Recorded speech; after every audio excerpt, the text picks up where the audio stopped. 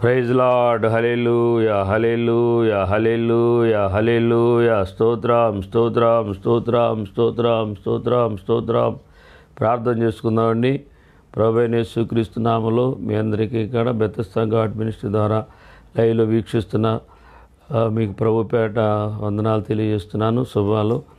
అలాగే మీరు ఇక్కడ త్వరగా ఇంకా రాని వాళ్ళు ఈ కార్యక్రమంలో మరి మీరు ఇక్కడ ఏకీవించాలి. ప్రార్థన చేసుకుందాం. కన్నులు మూయండి. మహాపరిశుద్ధుడు అయిన మా ప్రియ పరలోక తండ్రి, మీ పరిశుద్ధమైన ఘనమైన నామాన్ని స్తుతులు స్తోత్రాలు చెల్లిస్తున్నాం నాయన. నిన్న నేడు నిరంతరం ఏకరీతిగుండా ప్రభువా నీ స్తోత్రాలు. భూమిని ఆకాశాన్ని సృష్టించిన సృష్టికర్తమైన మా దేవుడు నీ స్తోత్రాలు స్తోత్రాలు స్తోత్రాలు చెల్లిస్తున్నాం ప్రభువా. అయ్యా నీ స్తుతులు స్తోత్రాలు చెల్లిస్తున్నాం. మరి ఆగస్టు 7వ తారీఖు ప్రభువా ఈ శుక్రవారం ఇలా తండ్రి నా ప్రభువా ఈ కూడికి మీరు అధ్యక్ష వహించండి. కూడి వచ్చిన బిడ్డలు దీవించండి. పాటలు పాడుతుండగా బిడ్డలకు మంచి స్వరాలు దయచేయండి. పాటల్లో ప్రార్థనలో వర్తమానంలో మీరే నడిపించి బలపరిచి సహాయం చేయండి. కరెంటుని మీ స్వాధీనపరచుకోండి నాయన. ప్రభువా నీ స్తోత్రాలు ఎక్కడ ఎటువంటి డిస్టర్బెన్స్ లేకోకుండా ఏ ఆటంకం లేకుండా సమస్తం మీ మహిమార్థంగా మీ చిత్త ప్రకారంగా జరిగించి మీ నామానికి మహిమ ఘనత ప్రభావాలు తెచ్చుకోమని, అలాగే లైవ్లో వీక్షిస్తున్న బిడ్డలను జ్ఞాపకం చేసుకోమని నాయన నీ సన్ని తోడుగా ఉంచమని నజరేయుడైన యేసుక్రీస్తు నామమును బట్టి ప్రార్థించి వేడుకొంచున్నాము తండ్రి. ఆమేన్, ఆమేన్. ఒక పాట పాడుకో.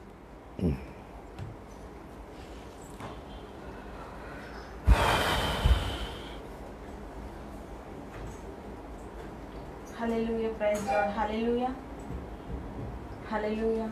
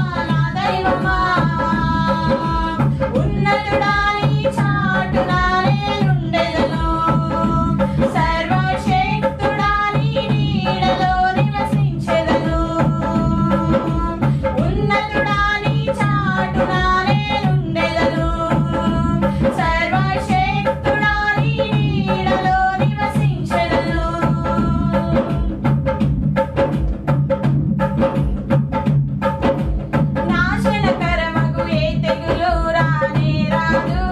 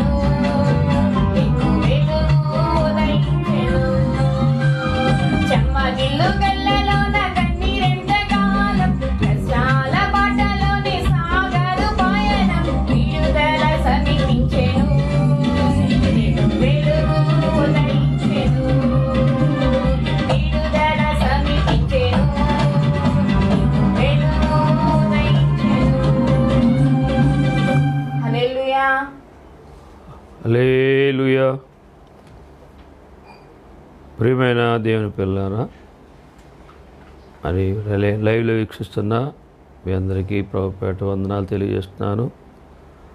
దేవుడు తన మహాకృపను బట్టి, దేవుని యొక్క ప్రేమను బట్టి మన ద్వారా ప్రతిరోజు దేశ ప్రజల క్షేమము కొరకు, ప్రజల కొరకు, ప్రభుత్వాల కొరకు, పాలకులు, అధికారులు అందరి కొరకు మరి ప్రార్థన చేయమని దేవుని వాక్యం హెచ్చరించిన రీతిగా ఈ దినాల్లో ఎవరి మట్టికి వాళ్ళు కాకోకుండా ప్రతి సేవకులు, సంఘాలు ప్రార్థనలు చేస్తున్నారు.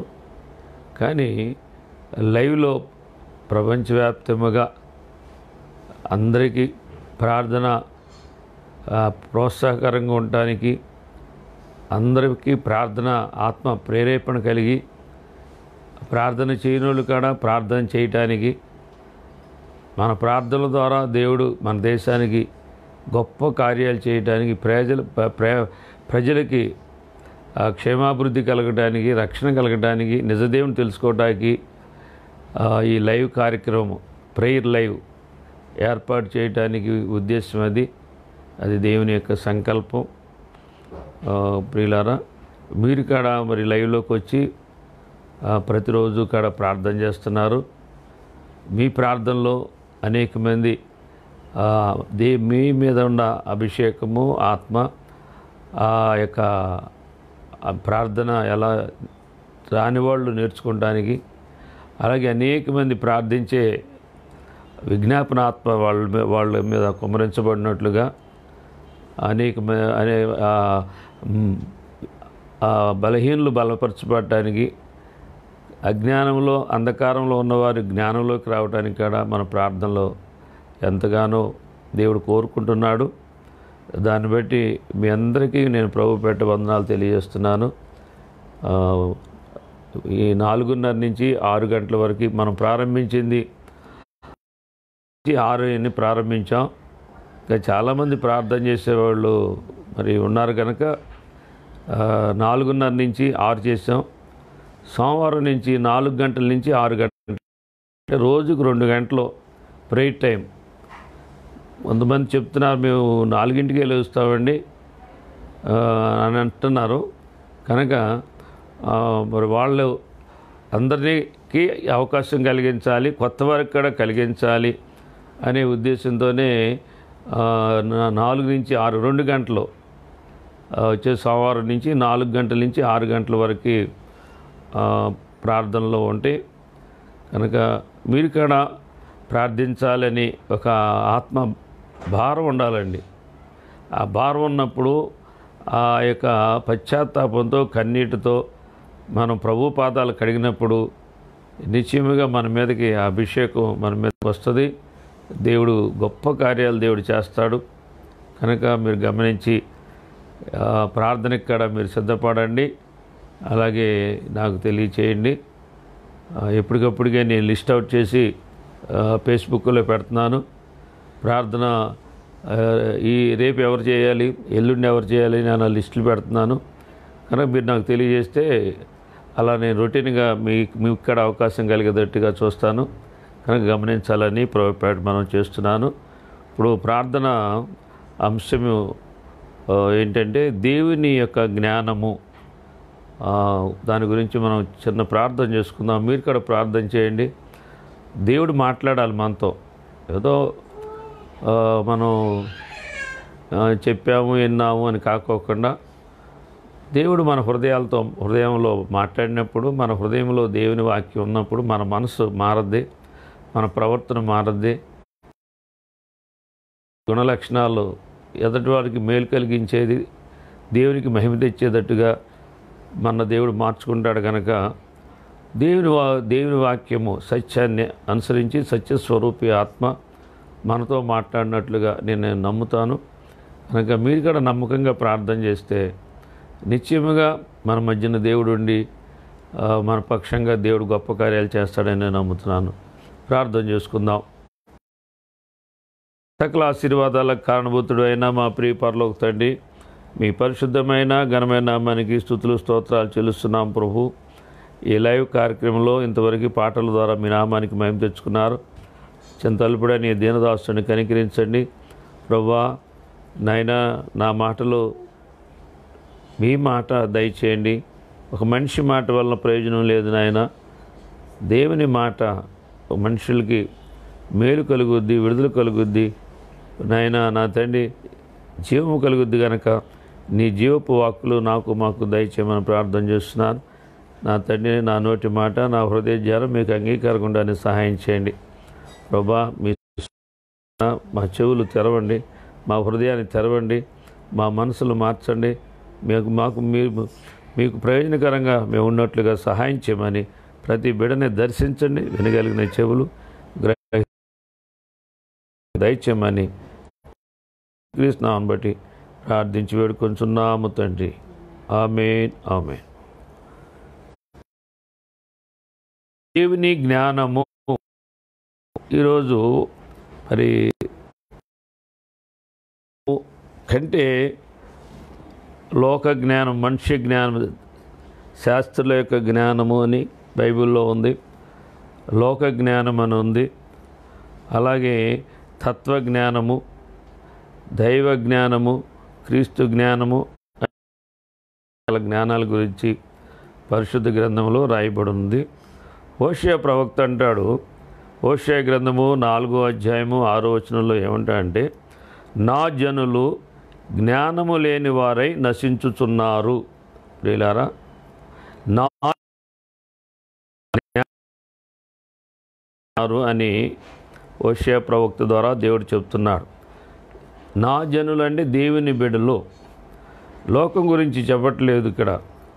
లోకానికి ఎట్టాగో దేవుడి జ్ఞానం లేదు తెలుసు గనక దేవుని బిడ్డలైన వారు దేవుని జ్ఞానము కలిగి ఉండాలని, దేవుని జ్ఞానం అంటే ఏంటో తెలుసుకోవాలని దేవుడు కోరుకుంటున్నాడు. దేవుడి గురించిన జ్ఞానము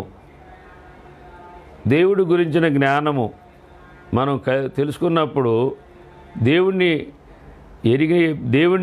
మనం ఎరిగిన వారంగా, దేవుని యందు భయభక్తులు కలిగిన వారంగా, దేవుడు ఎటువంటి వాడో అని మనం తెలుసుకున్నప్పుడు, మనం ఎలా ఉండాలో మనం తెలుసుకున్నప్పుడు అది మనకు మేలు కలుగుద్ది అనమాట. ఏమన్నాడు? నా జనులు జ్ఞానము లేని వారై నశించుచున్నారు. రెండో మాట ఏంటంటే, నీవు జ్ఞానమును విసర్జించుచున్నావు గనక నాకు యాజకుడు కాకుండా నేను నిన్ను విసర్జించుతును అని సేవకులతో చెప్తున్నాడు అనమాట. దేవుడే సేవకులతో చెప్తున్నాడు, నీవు జ్ఞానమును విసర్జించుచున్నావు గనక నాకు యాజకుడు కాకుండా నేను నిన్ను విసర్జించుదును. మూడో మాట ఏంటంటే, నీవు దేవుని ధర్మశాస్త్రము మరిచితివి గనక నేనును నీ కుమారులను మరుతును అని మూడో మాట చెప్తున్నాడు హోషేయ.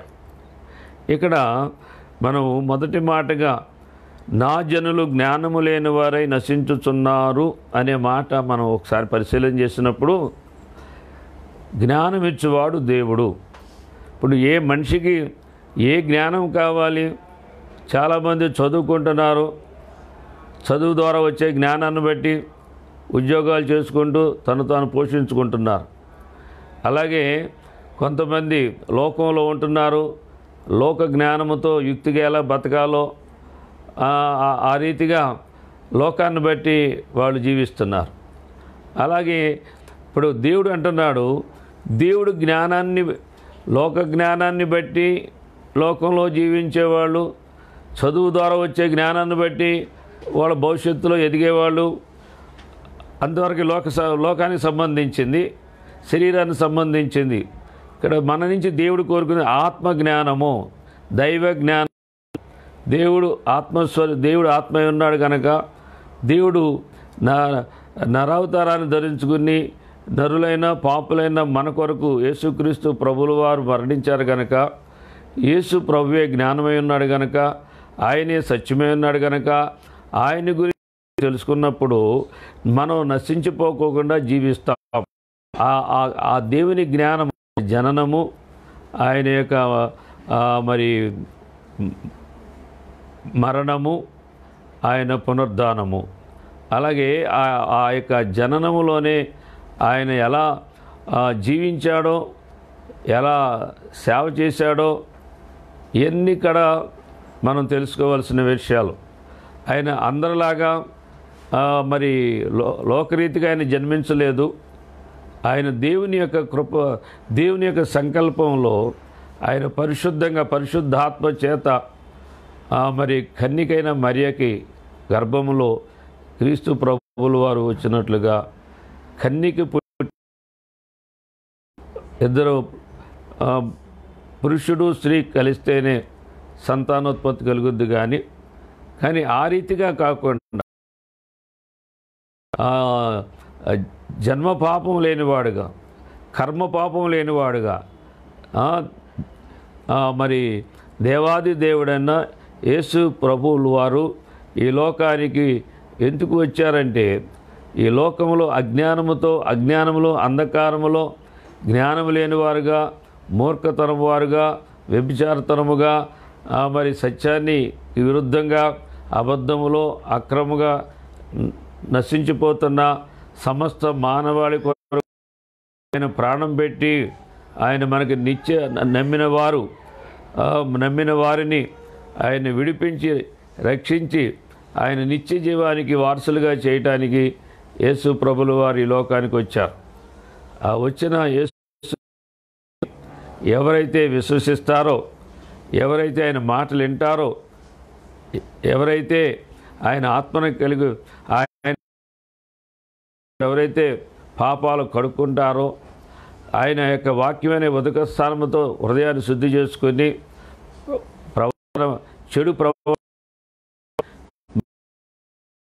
విశ్వాసం కలిగి జీవించడానికి దేవుడు బిడ్డలుగా నడుచుకున్న వారికి నిత్య జీవానికి వారసులుగా చేయటానికి యేసు ప్రభులు వారు వచ్చి ఉన్నారు. ఆయన్ని తెలుసుకోవటమే, ఆయన మాట వినటమే, ఆయన మార్గంలో నడవటమే మనకి కావలసిన జ్ఞానము. ఇది దైవ జ్ఞానము.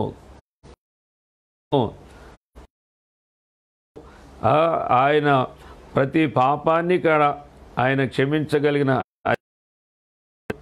ప్రతి ఒక్కరిని కాడ మరి జన్మానుభవాన్ని కానీ లేకపోతే పాపము యొక్క పాప మరణములో ఉన్న మనని జీవంలోకి పునరుద్ధారుగా లేచిన యేసు ప్రభువే మనకి ఆ యొక్క పునరుద్ధానంలో మనం నిలబెట్టగలిగిన శక్తిమంతుడని ఇటువంటి దైవ జ్ఞానాన్ని మనం తెలుసుకున్నాము.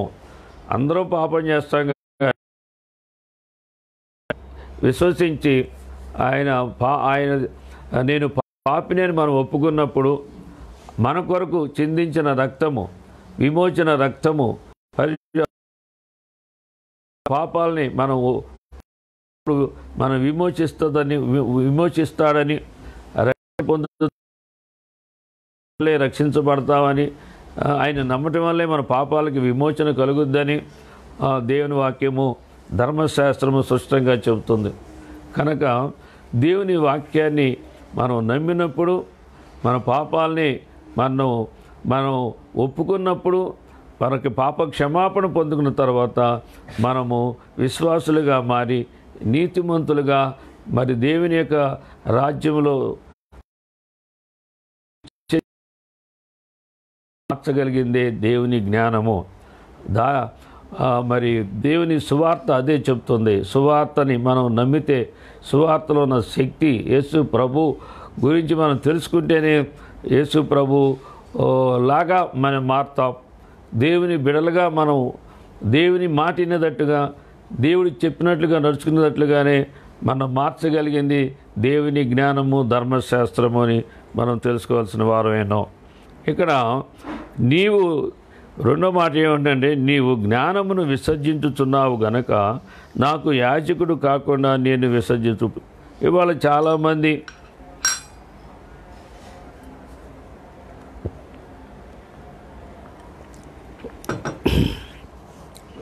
లోకంలో ఉన్న వాళ్ళకి ధర్మశాస్త్రము, ధర్మము, నీతి, పరిశుద్ధత, యథార్థత అనేది చాలామందికి ఇష్టముగా ఉండట్లేదు. చాలామంది కష్టంగా ఉంటుంది. ఇలాంటి బోధ చేసే బోధకాడ వినని వారుగా, చెవి ఇవ్వని వారుగా, లక్ష్య పెట్టని వారుగా, మారు మనసు పొందని వారుగా ఉంటున్న ఈ ప్రజలకి యాజకులు అంటే సేవకులు కొంచెం ధర్మశాస్త్రాన్ని, దేవుని వాక్యాన్ని కొంచెం తిప్పి వారికి కొంచెం అనుకూలపరిచి ఇవాళ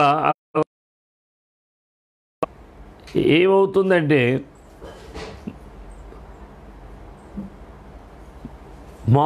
అది దేవుని జ్ఞానముగా కాకోకుండా, మనిషి జ్ఞానముగా, భక్తిగా కాకోకుండా, యుక్తిగా, అది ఒక పాపాన్ని జయించేటట్టుగా కాకోకుండా పాపం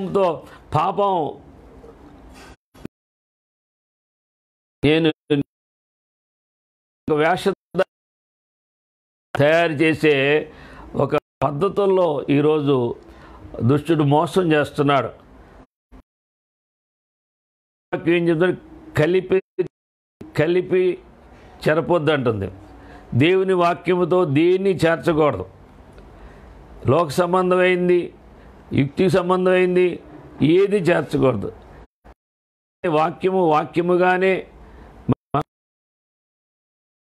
వాక్యముగానే మనం స్వీకరించినప్పుడు దానిలో పరిశుద్ధాత్ముడు మనలో, మన హృదయంలో, మన మనస్సులో సత్యానికి, ధర్మానికి, నీతికి, పరిశుద్ధతకి విరుద్ధమైన మనస్సులో ఏ అవిధేయత ఉందో, ఏ అక్రమం ఉందో, ఏ పాపం ఉందో, ఏ దోషం ఉందో మనల్ని పరిశోధించి మనం విడిపించే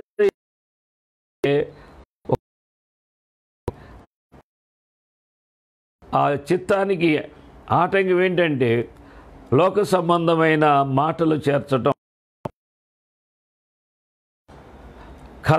కథలుగాను, లేకపోతే కొన్ని శరీర సంబంధముగా వాక్చాతుర్యముతో మాట్లాడే మాటల వలన మనుషుల్ని వశపరుచుకునే పద్ధతులు. దేవుని వాక్యము వ్యర్థమైపోతుంది, దేవుడి నామం దూషణ పాలైపోతుంది, దేవుడికి రావాల్సిన మహిమ దుష్టుడు దొంగిలిస్తున్నాడు. కనుక ప్రియులారా, దేవుని నమ్మిన వారు జ్ఞానాన్ని కోరుకొని దేవుని ఎరిగిన వారుగా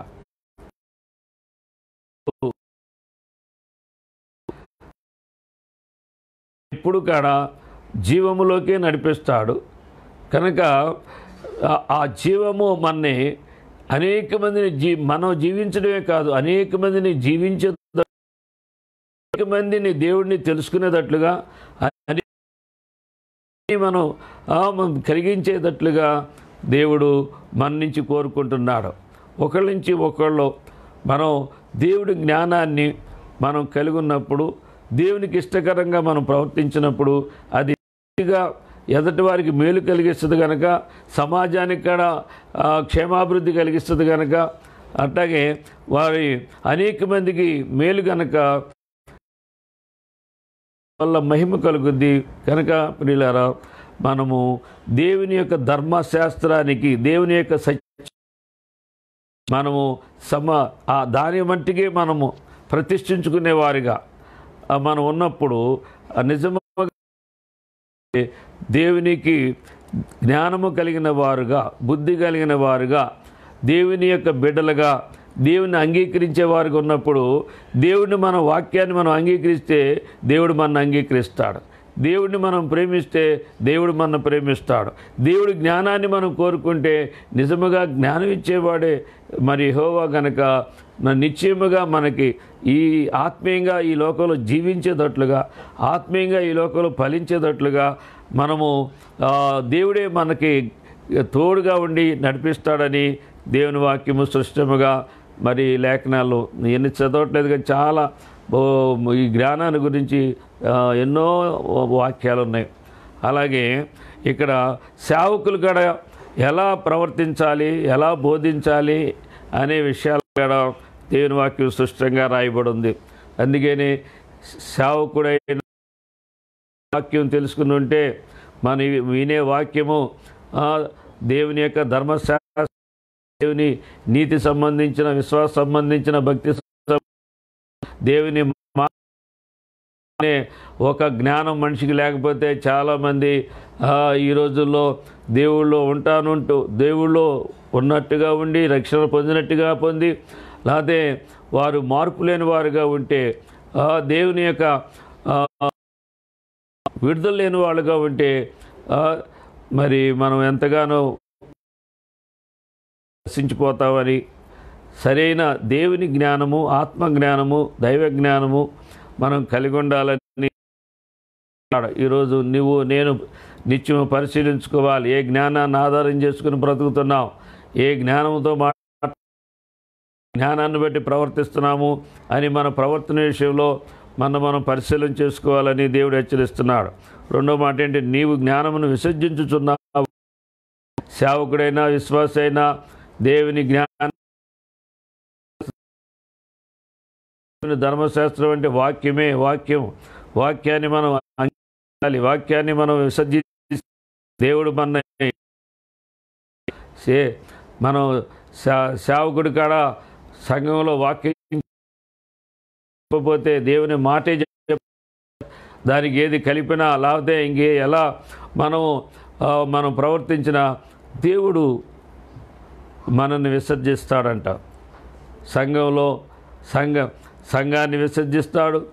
అలాగే ఇక్కడికి మూడో మాట అంటే, నీవు దేవుని ధర్మశాస్త్రం మరిచితివి గనక నేను కుమారులను మరుతును. అంటే కుమారులు అంటే ఒక కుటుంబంతో చూసుకున్నప్పుడు కుటుంబంలో తండ్రికి బిడ్డలు అవ్వచ్చు, చూసుకున్నప్పుడు విశ్వాసులు అవ్వచ్చు. దేవుడి జ్ఞానాన్ని, సత్యవాణి, ధర్మశాస్త్రాన్ని దేవుడు మనం మరుస్తాడంటాడు. లేదా మనం దేవుని ఉండకూడదు. ఎప్పుడైతే దేవుని వాక్యము మన హృదయంలో ఉందో, మన హృదయము దేవునికి అనుకూలముగా ఉంటుంది, పరిశుద్ధంగా నీతిగా ఉంటుంది. హృదయ శుద్ధి గలవారు వారు దేవుని చూచెదరు. దేవుని చూడాలంటే దేవుని వాక్యం హృదయంలో ఉన్నప్పుడు హృదయం పరిశుద్ధంగా ఉంది కనుక దేవుడు మనం ఎరిగిన వారుగా, జ్ఞానము కలిగిన వారుగా, భయం కలిగిన వారుగా మనం ఎలా ప్రవర్తించాలో తెలుసుకుంటాం కనుక మన హృదయంలో దేవుని వాక్యానికి చోటు ఉండాలి. మన హృదయము దేవునిదై ఉండాలి. హృదయ శుద్ధి, మనం హృదయాన్ని ఎప్పుడు జాగ్రత్తగా కాపాడుకోవాలి. కనుక ఈ దేహము దేవాలయము, ఈ దేవాలయాన్ని ఎవరు పాడు చేస్తే దేవుడు వాళ్ళని పాడు చేస్తానంటున్నాడు.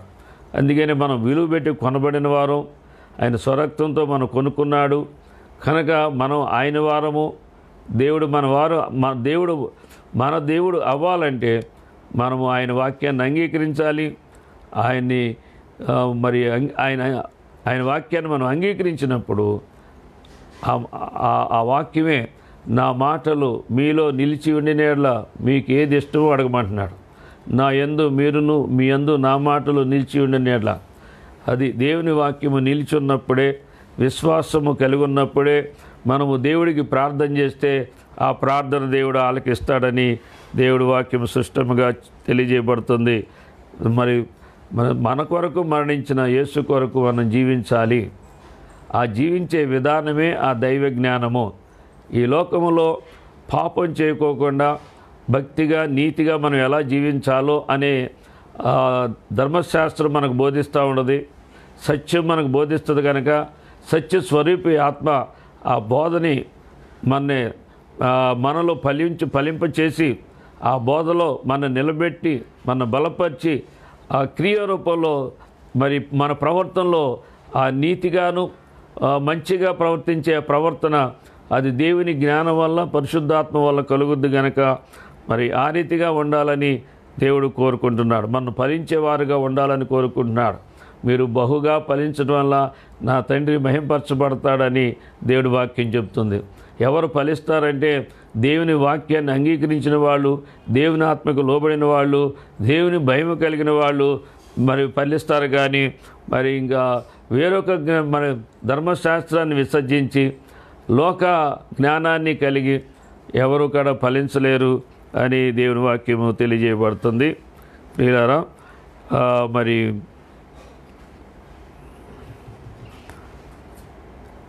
నాకు యాచకుడు కాకుండా నేను నిన్ను విసర్జించుదును. సామెతల గ్రంథం ఏం చెప్తుందంటే 1:32లో జ్ఞానము లేనివారు దేవుని విసర్జించి నాశనమగుదురు. జ్ఞానము లేనివారు ఈరోజు యేసు ప్రభువుని గురించి తెలుసుకుంటానికి కొంతమందికి ఇష్టం ఉండట్లేదు. ఆయనే దేవుడని కానీ రక్షకుడిని కానీ పాపాలు క్షమిస్తాడని కానీ ఆయన రక్షణ వల్లనే పరలోకానికి వెళ్తామని కానీ ఇటువంటి విషయాలు ఎందుకు తెలుసుకోలేకపోతున్నారంటే వాళ్ళు ఒక మంచి ధర్మశాస్త్రానికి, వాళ్ళు ఒక మంచికి, ఒక సత్యానికి, ఒక నీతికి మరి తెలుసుకోలేకపోతున్నారు. అంటే ఒక పాపానికి బంధించబడి, ఒక పాపం యొక్క దాస్యర్గంలో దుష్టుడు వాళ్ళని మోసంలో పెట్టడం వల్ల అజ్ఞానంలో, అంధకారంలో అని చెప్తుంది వాక్యం. ఈ అజ్ఞాన అంధకారాల నుంచి ఈ ఆశ్చర్యకరమైన వెలుగులోకి యేసు ప్రభు మన తీసుకొచ్చినప్పుడు, మన మనోనేత్రాలు వెలిగించబడినప్పుడు నిజముగా మనకి యేసు ప్రభు యొక్క రక్షణ, ఆయన యొక్క ప్రణాళికలో మన ఏ రీతిగా రక్షించుకుంటాడు, నిత్య జీవానికి ఎలా తీసుకెళ్తాడు, ఇంక పరలోక సంబంధమైన, ఆత్మ సంబంధమైన ఈ యొక్క విషయాలన్నీ కూడా మనం తెలుసుకోగలుగుతాం. ఇక్కడ జ్ఞానము లేనివారు అంటే మనం జ్ఞానాన్ని కోరుకోవాలి, దేవుని గురించి తెలుసుకోవాలి. ప్రతి మనిషి మతంతో పని లేదు, కులంతో పని లేదు, ప్రాంతంతో పని లేదు. ప్రతి మనిషి సమస్త మానవాళి కొరకు యేసు మరణించాడు కనుక సమస్త మానవాళిని, లోకాన్ని ప్రేమించిన దేవుడు ఎవరు నశించిపోవటం దేవునికి ఇష్టం లేదు కనుక అందరినీ పిలుస్తున్నాడు. ఎవరు నమ్మితే, ఎవరు ఆయన మాటలు వింటే, ఆయన ఆ మాటల ప్రకారంగా ఎవరు పాపాన్ని, చెడుతనాన్ని వదులుకుంటే వారందరినీ కాడ దేవుడు మరి నీతిమంతులుగా, పరిశుద్ధులుగా, నిత్య జీవానికి వారసులుగా చేయడానికి ఇష్టపడుతున్నాడు. కనుక జ్ఞానము లేని వారుగా నశించిపోకుండా బుద్ధిహీనులు క్షేమము కలిగినదని మైమరిచి నిర్మూలమగుదురు. రెండవ, బుద్ధిహీనులంట క్షేమాన్ని కలిగింది మైమరిచి క్షేమముగా ఉన్నప్పుడు మనం మైమరపకూడదు. ఉన్న క్షేమము, ఉన్న మేలు, ఉన్న దీవెన అది స్థిరముగా నిలబడాలంటే ఆ ఇచ్చిన దేవుడికి మనం ఎరిగి ఆయనతో ఉన్నప్పుడే మనం కాపాడబడతామని దేవుని వాక్యము తెలియజేయబడుతుంది. 78వ కీర్తన 10వ వచనం, వారు దేవుని నిబంధనను గైకొనకపోయి ఆయన ధర్మశాస్త్రమును అనుసరింపనొల్లకపోయిరి అని పాత నిబంధనలో ఇజ్రాయేల్ ప్రజలు దేవుని జ్ఞానాన్ని వారు అవలంబించలేదని, విసర్జించారని, దేవుని మాటకు లోబడలేదని, దేవునికి భయపడలేదని, లోకంతో కలిశారని, విగ్రహాలకు మొక్కారని, దేవుని కోపం పుట్టించారని, దేవుని యొక్క ఉగ్రత మరి వారి మీదకు వచ్చినట్లుగా, ఆయన శ్రమల పాలైనట్లుగా యూదులందరూ కూడా ప్రపంచ దేశాల్లో చెదిరిపోయి ఎంతో మరి నిందించబడిన వారుగా, తృణీకరించబడిన వారుగా ఉండటానికి కారణం ఏంటంటే వారు ఆనాడు యేసు ప్రభువుని తృణీకరించారు కనుక యేసు ప్రభు వాళ్ళని తృణీకారానికి అప్పగించాడు అనమాట. కనుక ప్రియులారా, ఎవరైనా సరే ఈ జ్ఞానాన్ని తృణీకరిస్తే, ఈ ధర్మశాస్త్రాన్ని తృణీకరిస్తే మనం కూడా తృణీకరించబడతాము, బుద్ధిహీనులుగా మారతామని దేవుడు హెచ్చరిస్తున్నాడు. ఇర్మియా గ్రంథం 9వ అధ్యాయం 13వ వచనం, అందుకు యెహోవా ఇలాగూ సెలవిచ్చుచున్నాడు, వారు నా మాట వినకయు దాన్ని అనుసరింపకయు నేను వారికి నియమించిన నా ధర్మశాస్త్రమును విసర్జించారని దేవుడు చెప్తున్నాడు. ఆయన కనుక దేవుడు అంటే చాలామందికి ఇష్టమే అంటారు కానీ వాక్యం అంటే ఇష్టపడరు, ప్రార్థన అంటే చేయరు, వాళ్ళ మనసును బట్టి నడుస్తారు. ఇవన్నీ కూడా ఏంటంటే బుద్ధిహీనత అన్నమాట. కనుక దైవ బుద్ధి మనం కలిగి ఉంటే, దైవ జ్ఞానం కలిగి ఉంటే మనం ఎలా ప్రవర్తించాలో అనేది నేర్చుకునేదే జ్ఞానం. మనకి మనం ఏదైతే నేర్చుకున్నామో దాన్ని జరిగించేదే పరిశుద్ధాత్మ క్రియ. కనుక ఇటువంటి అనుభవంలో ఉండటానికే మనకు ఒక సంఘాన్ని ఇచ్చి, సేవకుడినిచ్చి ఆ సేవకుడు ద్వారా పరిశుద్ధాత్ముడు నడిపించడానికి దేవుని రాజ్యం కట్టడానికి అనేక మందిని మరి బుద్ధిహీనులు బుద్ధిమంతులుగా, అజ్ఞానులు జ్ఞానులుగా, పాపులను పరిశుద్ధులుగా, పరలోకానికి వారసులుగా చేసే ఈ ప్రక్రియలో మరి సేవకుడు చాలా ఇంపార్టెంట్. ఒక సేవకుడు నిజముగా దేవుని వాక్యాన్ని అంగీకరిస్తే, దేవుని విశ్వసిస్తే, దేవుడికి ప్రార్థన చేస్తే, దేవుడు మన విషయాల్లో అన్ని బాధ్యతలు తీసుకొని సంఘ క్షేమాభివృద్ధి అన్ని రకాలైన కాపుదలిచ్చి దేవుడు కాపాడేంత నమ్మదగిన వాడు. దేవుడు మనని తృణీకరించేవాడు, తిరస్కరించేవాడు. మన కన్నీరుని, మన బాధల్ని, మన శ్రమల్ని బట్టి మనని అట్లా చూస్తూ ఊరుకుండేవాడు కాదు. ఇవాళ మన పిల్లలు బాధపడితే మనం ఊరుకుంటావా? తల్లి ఊరుకుంటుందా? తండ్రి ఊరుకుంటాడా? మన పిల్లలు ఎవరు ఊరుకుంటారంటే మాట విననివాడు, ఇసిగించేవాడు, ఎంతసేపు తను దుర్మార్గంగా నడుచుకునేవాళ్ళే. కొన్నిసార్లు మనం తల్లిదండ్రులు చీ అని వదిలేస్తారు, కానీ ఏమాత్రం కాడ కొంచెమైనా మరి అవకాశం ఇస్తే మరి ఏదో ఒక రకంగా వాళ్ళు బాగు చేయాలని చూస్తాం. అలాగే దేవుడు మన ఎడల కాడ ఎంతో ఆయన ప్రేమించి మన ఎడల జాలి చూపిస్తూ మన అవిధేయతలు, మన పాపాలు క్షమిస్తూ ఉన్నప్పుడు ఇంకా మనము ఆయన తట్టు తిరిగి ఆయన మాట వినపోతే, దాన్ని తృణీకరిస్తే అది చాలా మరి ఆనాటి ఇజ్రాయెల్ ప్రజలకి ఏం చేశాడో ఈరోజు మనక్కడ అదే చేస్తాడనే వాక్య హెచ్చరిక మనం మర్చిపోకూడదు అని ప్రభుపేట మనం చేస్తున్నాను. మూడో మాట ఏంటంటే, నేను నీ కుమారులను మరుతును. మన వదలటమే కాదు, మన పిల్లల కాడ దేవుడు వదిలేస్తాడంటాడు. అందుకని మన దేవుడు మనల్ని వదలకోకుండా ఉండాలంటే, దేవుని జ్ఞానం కలిగి ఉండాలంటే, దేవునిలో అభివృద్ధి అవ్వాలంటే, మన ఆశీర్వాదం మన బిడ్డల మీదకి రావాలి. బిడ్డల 1000 తరాల వరకు ఆశీర్వాదం వస్తుందనే దేవుని వాక్యం నెరవేరాలంటే మనం చేయవలసిన పని ఏంటంటే, కీర్తన గ్రంథం 1వ కీర్తనలోనే చెప్తున్నాడు. ఏంటంటే 1వ కీర్తన 2వ వచనం, యెహోవా ధర్మశాస్త్రమునందు ఆనందించుచు దివారాత్రము దాన్ని ధ్యానించువాడు ధన్యుడు.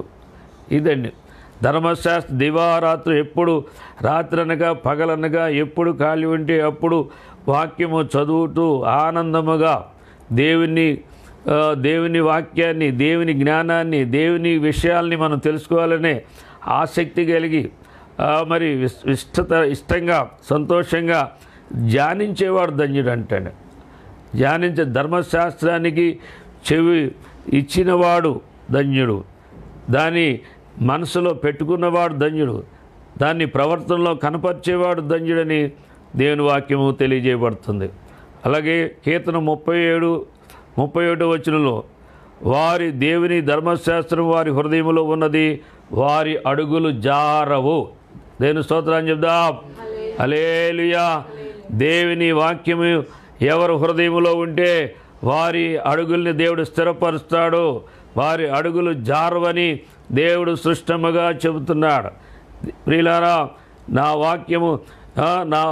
నీ వాక్యము నా పాదములకు దీపమును, నా త్రోవకు వెలుగై ఉన్నదని దేవుని వాక్యం స్పష్టంగా చెబుతుంది.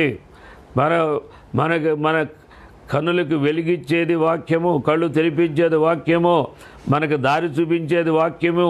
ఈ వాక్యమే లేకపోతే, ఈ లోకంలో ఉంటే, చీకటిలో ఉంటే మనకు దేవుడు కనపడడు, దేవుడు భయం ఉండదు. ఇష్టానుసారంగా ప్రవర్తించే ఇవాళ పరిస్థితులు చూస్తుంటే మరి వాక్యానికి భిన్నముగా వారు ప్రవర్తిస్తున్నారు. తన జ్ఞానాన్ని బట్టి, లోక జ్ఞానాన్ని బట్టి, వాళ్ళకేదో వాళ్ళకున్న జ్ఞానాన్ని బట్టి అతిశయిస్తున్నారు, గర్విస్తున్నారు. అనేక మంది దేవుడు లేని వాళ్ళుగానే అనేక రకాలైన సమస్యల్లో, శోధనలో పడిపోతానికి కారణం ఏంటంటే మనిషిలో ఉన్న గర్వము, మనిషిలో ఉన్న హెచ్చింపే అని మనం తెలుసుకోవాల్సిన వారమే ఉన్నాం. 94వ కీర్తన 12వ వచనం ఏం చెప్తుందంటే, యెహోవా నీవు శిక్షించువాడు, నీ ధర్మశాస్త్రమును బట్టి నీవు బోధించువాడు ధన్యుడు. దేవుడు ఎవరైతే శిక్షిస్తే వాళ్ళు ధన్యులు అంటండి. దేవుని ధర్మశాస్త్రాన్ని బట్టి ఎవరైతే బోధిస్తారో వాళ్ళు ధన్యులు అంటండి. అందుకని దేవుడు వదిలేసిన వాళ్ళు ధన్యులు కాదు, దేవుడిని నమ్మిన వారు, దేవుడిని కాపాడేవాళ్ళు ధన్యులని దేవుడి వాక్యం స్పష్టంగా చెప్తుంది. సామెతల గారి లాస్ట్ మాట సామెతలు 28:9 ఏం చెప్తుందంటే, ధర్మశాస్త్రమును వినబడకుండా చెవిని తొలగించుకొని వాని ప్రార్థన హేయము. ధర్మశాస్త్రము వినబడకుండా చెవిని తొలగించుకొని వాడి ప్రార్థన హేయము. హేయము ఇంకా చాలా దేవుని వాక్యం. మన ప్రార్థనలు ఎలా ఉండాలంటే వాక్యానుసారముగా ఉండాలి. నీతిని అనుసరించి, పరిశుద్ధతను అనుసరించి, విశ్వాసాన్ని అనుసరించి మన ప్రార్థన ఉండాలి. ఆ ప్రార్థన దేవుడి సన్నిధికి చేరద్ది, ఆ ప్రార్థనకి జవాబు వస్తుంది. కానీ మనం ఏదో మన యొక్క మారని హృదయంతో, లోబడిన మనసుతో, ఏదో దురాశలతో, ఏదో లోకాశలతో, ఏదో మనం చేసే మనవులు దేవుడు ఆలకిస్తాడని మనం అనుకోకూడదు. ఎందుకంటే వాక్యం అలా చెప్పటం లేదు. మీ భోగాల కోసం మీరు అడుగుతున్నారు కానీ మీరేమీ పొందుకోవట్లేదని దేవుడు చెప్తున్నాడు. కనుక మనం ఏదైతే మనం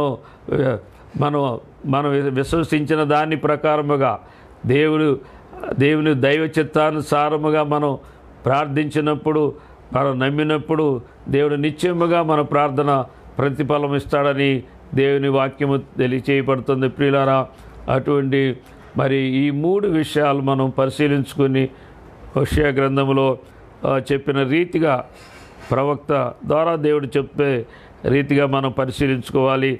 నా జనులు జ్ఞానము లేని వారై నశించుచున్నారు అని, అలాగే నీవు నా జ్ఞానమును విసర్జించుచున్నావు గనుక నాకు యాజకుడు కాకుండా నేను నిన్ను విసర్జించుదును అంటున్నాడు. దేవుని వాక్యము మనం కలిపి చెరిపితే, ఆ వాక్యాన్ని ద్వారా విడుదల కలగపోతే, మారు మనసు రాకపోతే, పశ్చాత్తాపడకపోతే, పాపి పరిశుద్ధుడిగా మారిపోతే, ఆ సంఘము, ఆ మనిషితో దేవుడు ఉండడు. సంఘములో వాక్యం లేకపోతే ఆ సేవకుడితో, సంఘముతో కూడా దేవుడు ఉండనని చెప్తున్నాడు నిశ్చయముగా. అలాగే 3వ మాట ఏంటంటే, నీవు నీ దేవుని ధర్మశాస్త్రము మరిచితివి గనక నేను నీ కుమారులను మరుచుతును అని దేవుడు చెప్తున్నాడు. అంటే దేవుని వాగ్దానాలు, 1000 తరాల ఆశీర్వాదం మన మీద మన జ్ఞాపకం చేసుకున్న దేవుడు మన బిడ్డలను జ్ఞాపకం చేసుకునే అటువంటి ఆశీర్వాదాన్ని కోల్పోతాం. కుటుంబంలో కానీ, సంఘములో కానీ మనము దేవుణ్ణి మరి లక్ష్య పెట్టకపోతే, మాట వినకపోతే ఎంత నష్టం కలుగుద్దో. ఒక సేవకుడు సంఘము అభివృద్ధి అవ్వాలి, ఫలించాలంటే సేవకుడు దేవుడికి లోబడాలి, దేవుని వాక్యాన్ని బట్టే ప్రవర్తించాలి. ఒక కుటుంబంలో ఒక తండ్రి దేవుడికి లోబడితే ఆ కుటుంబం ఆస్వాదించబడద్ది, ఆ బిడ్డలు ఆస్వాదించబడతారు అనేది దేవుని వాక్యము సృష్టముగా తెలియజేయబడుతుంది. ఇటువంటి జ్ఞానం లేకపోతే మనం నశించిపోతామని దేవుని వాక్యము హెచ్చరించబడుతుంది. ప్రభు ఈ మాటలు దీవించబడునుగాక.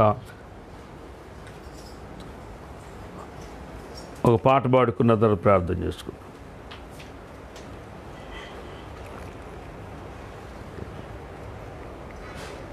హల్లెలూయా. హల్లెలూయా. Praise lord.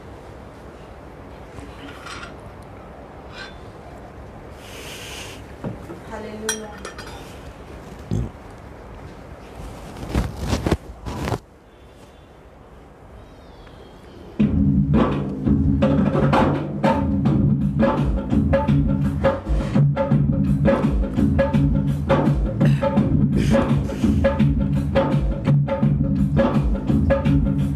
నీ మార్గం ఎరుగక నిన్ను విసిగించానేసయ్యా, నీ చిత్తం తెలియక నిన్ను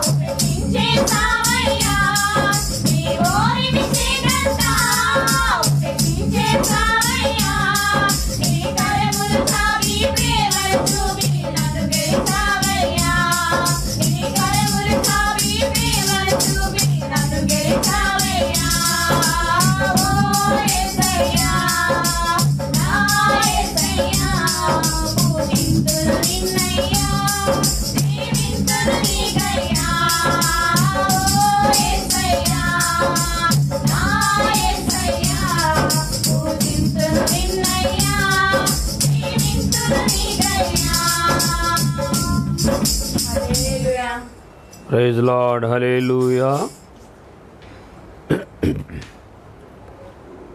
ప్రియమైన వాళ్ళారా, లైవ్లో వీక్షిస్తున్నా మీ అందరికీ వందనాలు. ఫస్ట్ వచ్చి లాస్ట్ వరకు ఉంటున్నారు, మధ్య వెళ్ళిపోతున్నారు. మంచిది. లాస్ట్ వరకు ఉండి వాక్యం విని ప్రార్థన చేసుకునే వాళ్ళు ధన్యులు. ఏదో ఒకసారి కనపడదాం లయ్య గారికి అనేవాళ్ళు అన్యులు. ప్రార్థన చేసుకునేవాళ్ళు, వాక్యం వినేవాళ్ళు ధన్యులు. దేవుని స్తోత్రం. మంచిది. మీ అందరికీ నన్ను చూస్తున్నారు కానీ మిమ్మల్ని చూడటానికి కుదరట్లేదు. మేము చూసేటట్టుగా మందిరంలోనే మళ్ళీ దేవుడు మనకు సమయం దేవుడు ఇస్తాడు. మంచిది. మీరు మందిరంలో ప్రార్థన 7 గంటల ప్రార్థనకి 5 గంటల ప్రార్థనకి వచ్చేవాళ్ళు మరి మీరు ఆత్మీయంగా బలపడుతున్నారని మనందరం కలిసి ప్రార్థన చేస్తున్నాం. అట్లాగే లైవ్లో కూడా ప్రార్థన చేయడానికి దేవుడు మనకు అవకాశం ఇచ్చాడు. అది మనం కోరుకోలేదు, దేవుడే లైవ్లో ప్రార్థించడానికి ఈ సంఘం ద్వారా అనేక మందికి ప్రార్థించే అవకాశాలని కలిగించేటట్లుగా దేవుడు కృప చూపించారు. మరి ప్రతిరోజు ఈ లైవ్లో జరిగే ప్రాతకాల సమయంలో లైవ్లో జరిగే ఈ ప్రార్థనలు ఆశీర్వాదకరంగా ఉండేటట్టుగా విజ్ఞాపన కర్తల్ని, ఆత్మపూర్వుల్ని, ప్రార్థనాత్మ కలిగిన వారు ఈ లైవ్లోకి వచ్చి ప్రార్థన చేయాలని మనం ప్రార్థన చేయండి. అనేకమైన కార్యాలు, దేవుడు స్వస్థతా కార్యాలు, అద్భుత ఆశ్చర్య మహత్కార్యాలు జరగాలి అని ప్రార్థన చేయండి. సోమవారం నుంచి 4 గంటల నుంచి 6 గంటల వరకు లైవ్ ఉంటుంది. ఇంకా 4 గంటలకి ప్రార్థన చేసేవాళ్ళు మీరు రావటం చాలా మంచిది. కనుక 4 గంటల నుంచే లైవ్ ప్రారంభించబడుద్ది. కాల్స్ తీసుకుంటాం. మీరు గమనించి మీకు తెలిసిన వారు, స్నేహితులు మీరు చెప్పండి. ఏ సంఘ భేదం లేదు, అసలు ఏ భేదం లేదు. క్రీస్తులో కడగబడిన వాళ్ళు, దేవుని ఆత్మ కలిగిన వారు, భారం కలిగిన వారికి ఈ యొక్క మరి ప్లాట్ఫారం, ఈ పరిశుద్ధ సన్నిధిని మనకి దేవుడు ఇచ్చాడు. కనుక మీరు దీన్ని సద్వినియోగం చేసుకోవాలి. మీరు ఎవరికైనా ఇంకా చెప్పండి. మీరు కూడా దీంట్లో ఏకీభించండి. మీకు ప్రార్థన అవకాశం వచ్చినా రాకపోయినా ఆ ప్రార్థనలో, ఆ లైవ్లో మీరు వాళ్ళు చేసే ప్రార్థనలో ఆమేనని చెప్తూ ఆ ప్రార్థనలో ఏకీభిస్తే మనం ఎంతో ధన్యులం అవుతాం. మనకెంతో దీవెన కలుగుద్దని నిశ్చయంగా నేను నమ్ముతున్నాను.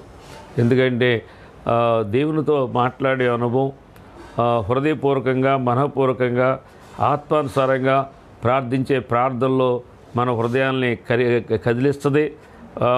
మనలో ఉన్న పాపాన్ని ఒప్పిస్తుంది.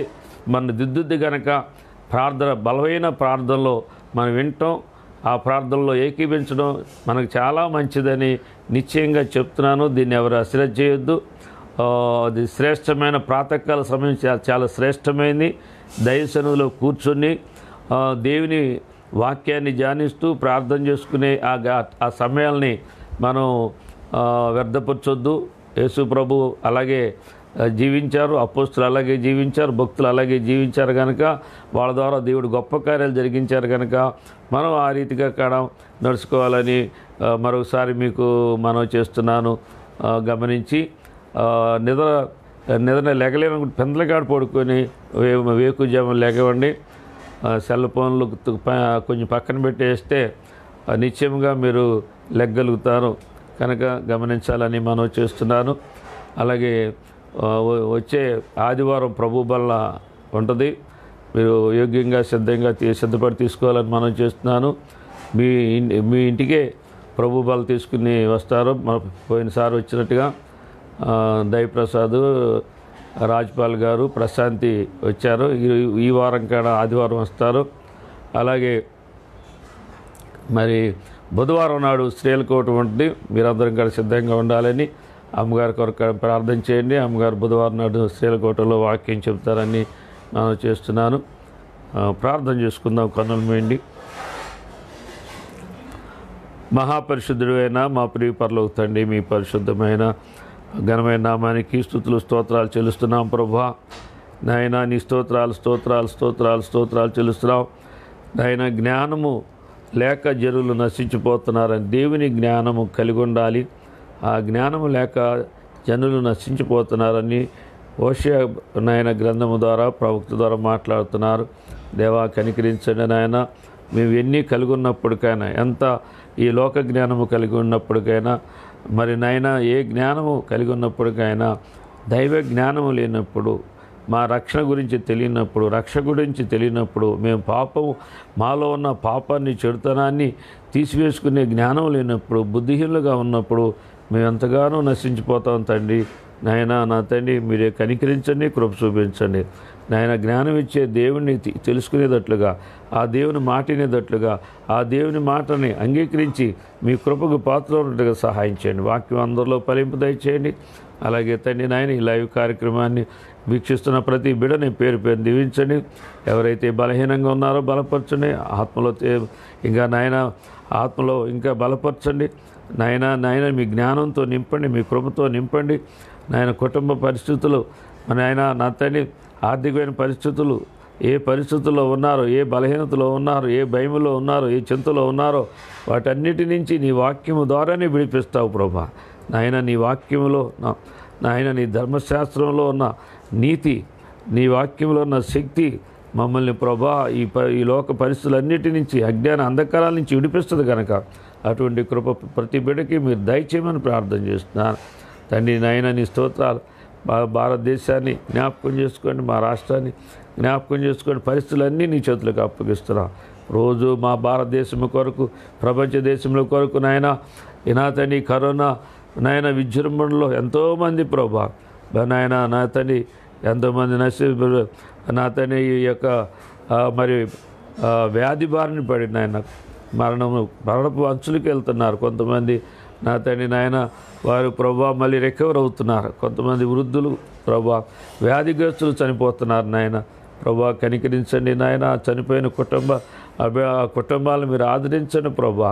నా తండ్రి నాయన నా తండ్రి మీరే కనికరించండి, కృప చూపించండి ప్రభా. సహాయం చేయండి. మా దేశ పరిస్థితులన్నిటినీ మీ స్వాధీనపరుచుకుని ప్రభా నా తండ్రి నాయన నాయన ఉద్యోగాలు లేక, వ్యాపారాలు లేక, చేతి పనులు లేక, ఫ్యాక్టరీలు మూతపడి తండ్రి నేను డబ్బులు లేక ప్రభా అనేక మంది ఆర్థిక ఇబ్బందులు పడుతూ ఎన్నో బాధలు పడుతున్నారు ప్రభా. వాళ్ళందరినీ ఇక్కడ జ్ఞాపకం చేసుకుని కనికరించి మళ్ళీ ఒక మంచి క్షేమస్థితిని మీరు దయచేయండి, సమృద్ధి స్థితిని దయచేయండి ప్రభా. మీ కాపుదలు దయచేయమని నాతో నేను నమ్మిన ప్రతి ఒక్కరిని, నీ జ్ఞానాన్ని ఆశించిన ప్రతి ఒక్కరిని ఇక్కడ ధన్యులుగా చేసే దేవుడు ఎన్నో నీ హస్తాలు భద్రపరిచి సహాయించు, దీవించి ఆస్వాదించమని నజరేయుడైన యేసుక్రీస్తు నామమున బట్టి ప్రార్థించి వేడుకొంచున్నాం తండ్రి.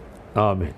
పరమ తండ్రి అయిన దేవుని ప్రేమయు ప్రభువైన యేసుక్రీస్తు కృపయు పరిశుద్ధాత్మక అన్యోన్య సహవాసం కూడిన మనకు సకల పరిశుద్ధులు సదాకాలంతోడే నడిపించును గాక. యేసు రక్తమే శిలువ రక్త ప్రవేశనం సంపూర్ణ జగలకు. Amen amen. God bless you. అందరికీ వందనాలు.